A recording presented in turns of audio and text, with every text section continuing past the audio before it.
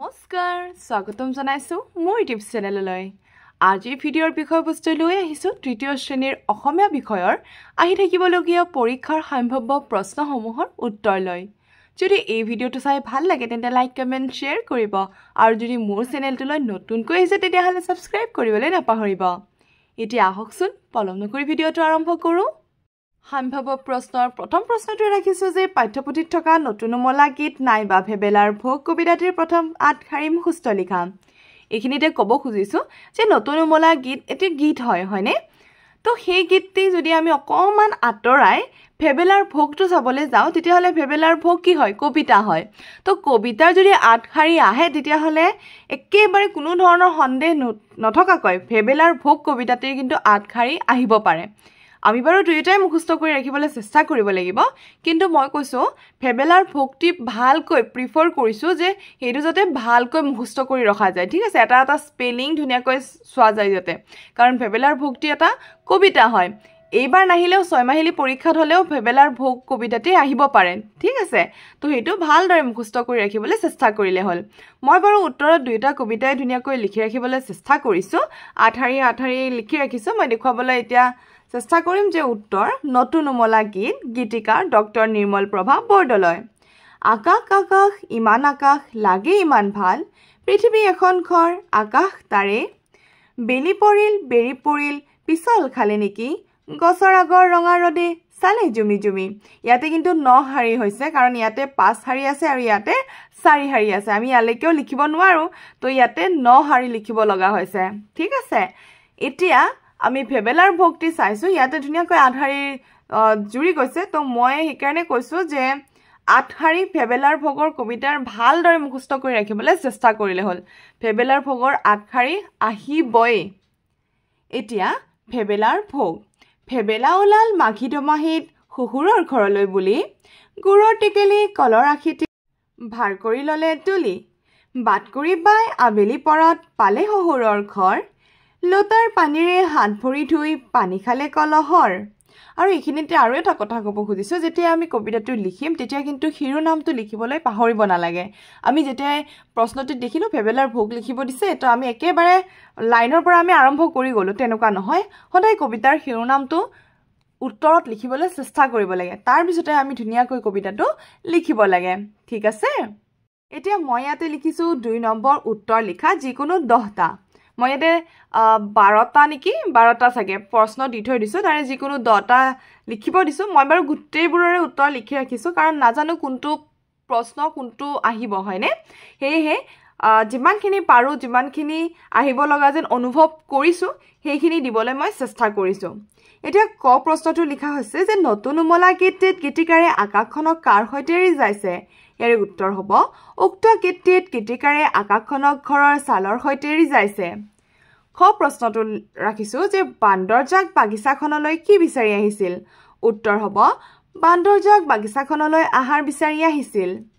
গ প্ৰশ্নটো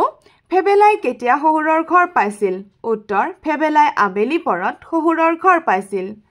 খ প্ৰশ্ন সৰুকণে মূৰত কি লৈ মাছলৈ গৈছিল উত্তৰ সৰুকণে মূৰত পিঠিয়াটো লৈ মাছলৈ গৈছিল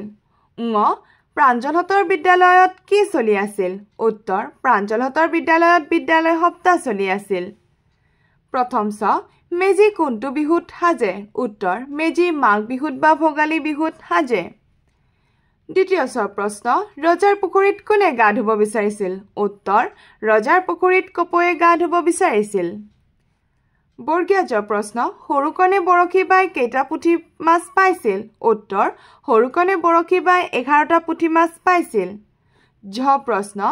ভেবেলাই কি দমাহিত হুহুৰেকৰ ঘৰলৈ বুলি ওলাইছিল উত্তৰ ভেবেলাই মাঘী দমাহিত হুহুৰেকৰ ঘৰলৈ বুলি ওলাইছিল নিয় প্ৰশ্ন নতুনমলা গীতটিত গীতিকাৰে পৃথিৱীখনক কাৰ লগত তুলনা কৰিছে উত্তৰ উক্ত গীতটিত গীতিকাৰে পৃথিৱীখনক এখন ঘৰৰ লগত তুলনা কৰিছে মধ্যনত প্ৰশ্ন কোনে গছৰ আগৰ পৰা জুমি চালে উত্তৰ ৰঙা ৰদে গছৰ আগৰ পৰা জুমি চালে মধ্যনত প্ৰশ্ন ঠাণ্ডাত ঠক ঠককৈ কোনে কঁপিছিল উত্তৰ ঠাণ্ডাত ঠক ঠককৈ বান্দৰজাক কঁপিছিল তাৰ পিছত মই 3 নম্বৰটো ৰাখিছো শুদ্ধ উত্তৰটো বাছি উলিওৱা যেহেতু আমাৰ কিতাপত শুদ্ধ উত্তৰ বাছি উলিওৱা আছে কি ঠিক পৰীক্ষাত আহি যাবও পাৰে হয়নে তো আমাৰ যিখিনি কিতাপত দিয়া আছে আটাইখিনি ভালদৰে পঢ়ি ৰাখিবলৈ চেষ্টা কৰিলে হ'ল মই কেৱল মাত্ৰ কেইটামানহে দি ৰাখিছো আৰু এটাটো মাত্ৰ মই বনাই দিবলৈ চেষ্টা কৰিছো বাৰু ইয়াতে কটো দিয়া হৈছে ফেবেলাই দুমাহিত শহুৰেকৰ ঘৰলৈ যাওঁতে ভাৰ বান্ধি কি কিনিছিল ইয়াতে কত দিয়া আছে দৈ টেকেলি আৰু গুড়ৰ টেকেলি খত দিয়া আছে দৈ টেকেলি আৰু কলৰ আখি গত দিয়া আছে গুড়ৰ টেকেলি আৰু কলৰ আখি খত দিয়া আছে গুড়ৰ টেকেলি আৰু পানীৰ কল তো ইয়াৰে শুদ্ধ উত্তৰ কোনটো হ'ব গটো হ'ব হেহে আমি উত্তৰত কি লিখিছো গ লিখিছো গুড়ৰ টেকেলি আৰু কলৰ আখি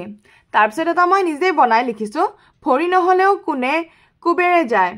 বতাহ নৈ ৰদ ওপৰৰ এটাও নহয় তো ইয়াৰে কোনটো উত্তৰ হ'ব নৈ হ'ব অৰ্থাৎ বতাও নহয় ৰদো নহয় আৰু ঘটো নহয় তো উত্তৰ খটো হ'ব ঠিক আছে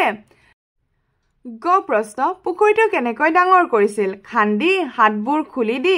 গছৰ পাত পেলাই বেজি পেলাই উত্তৰ হ'ব গছৰ পাত পেলাই ঠিক আছে অৰ্থাৎ গ অপচনটো আমি ইয়াতে লিখিছো এনেকুৱা ধৰণৰ শুদ্ধ উত্তৰ বাছি উলিয়াবোৰ আটাইখিনি ভালদৰে পঢ়িবলৈ চেষ্টা কৰিলে হ'ল এতিয়া চাৰিটো দিছে বাক্য সাজা ক আকাশ আকাশখন নীলা খ আলহী আলহী আহিলে আদৰ সাদৰ কৰিব লাগে গ বিল বিলখনত বহুতো মাছ আছে উঙ উখল মাখল খ পৃথিৱী পৃথিৱীখন দেখিবলৈ গোলাকাৰ উঙ উখল মাখল বিদ্যালয়খনত আজি উখল মাখল পৰিৱেশ প্ৰথম চ